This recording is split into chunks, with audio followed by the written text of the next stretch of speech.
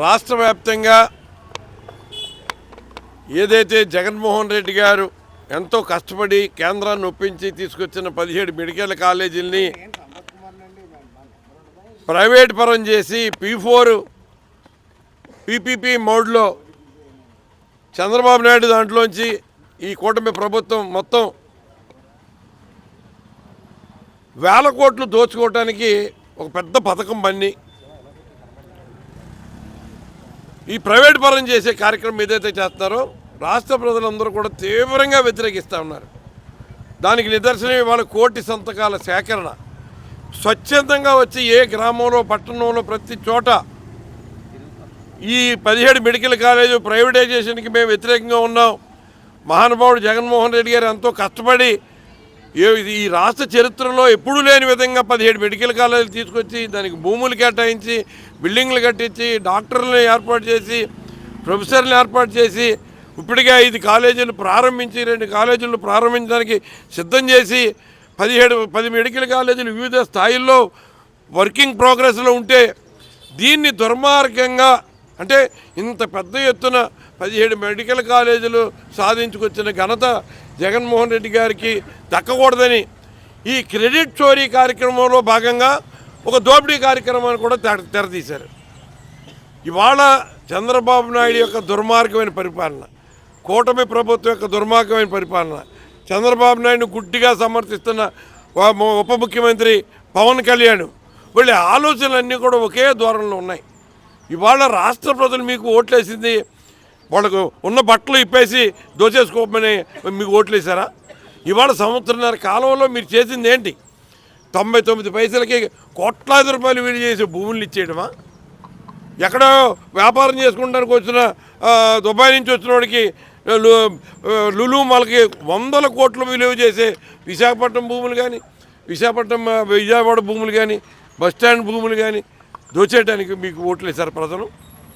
ఇవాళ ఆరోగ్యశ్రీ పథకాన్ని ఎత్తేమని మీకు ఓట్లేసారా?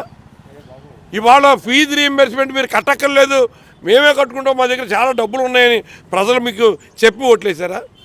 రైతాంగానికి నష్టపరిహారంగా మరి ప్రభుత్వం ఇన్సూరెన్స్ కట్టి వాళ్ళు ఆదుకునే కార్యక్రమం చేస్తే మాకు అటువంటి ఇన్సూరెన్స్ మాకేం అక్కర్లేదు, మేము చాలా బలంగా ఉన్నాం ఆర్థికంగాని రైతులు ఓట్లేసారా? మీకు ఏం చూసుకుని మీరు చేస్తున్నారు? ఇవాళ మీరు ఇచ్చిన సూపర్ 6 ఒక్క పథకమైన అమలు చేశారా? సూపర్ 6 సూపర్ సక్సెస్ అని సొల్లు కబుర్లు చెప్తున్నారు. ఏం చేశారు మీరు?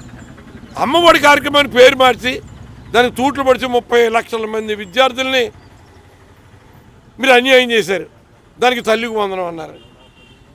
ఇవాళ మరి ఏదైతే రైతు భరోసా పేరు మీద 54 లక్షల మంది రైతులకి మరి సాయం చేస్తే ఎక్కడ ఏ పరిస్థితుల్లో ఎక్కడ ఏ రకమైన ఇబ్బంది వచ్చినా ఇన్పుట్ సబ్సిడీ కానీ లేదా 0 వడ్డీ కానీ రైతులకు మేలైన విత్తనాలు కానీ వాళ్ళకు పండించిన పంటకి గిట్టుబాటు ధర ఇప్పించడంలో కానీ ప్రతి స్థాయిలోనూ కూడా రైతు భరోసా కేంద్రాల ద్వారా న్యాయం జరిగితే ఈ క్రాపింగ్ ఎప్పటికప్పుడు బుక్ చేసి ఈ కేవైసీ చేసి వాళ్ళ పంటకే గిట్టుబాటు ధర ఇప్పిస్తే ఇవాళ పంట సార్వా పంట కొయ్యడం కూడా అయిపోయింది.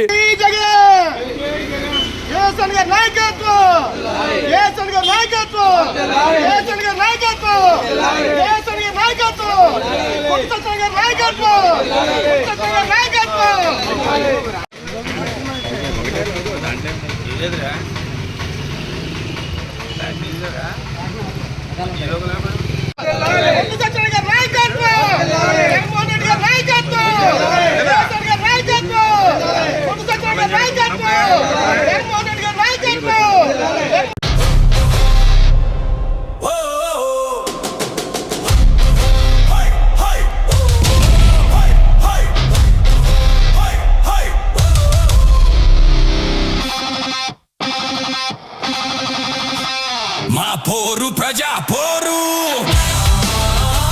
మా బాట జగన్ బాట.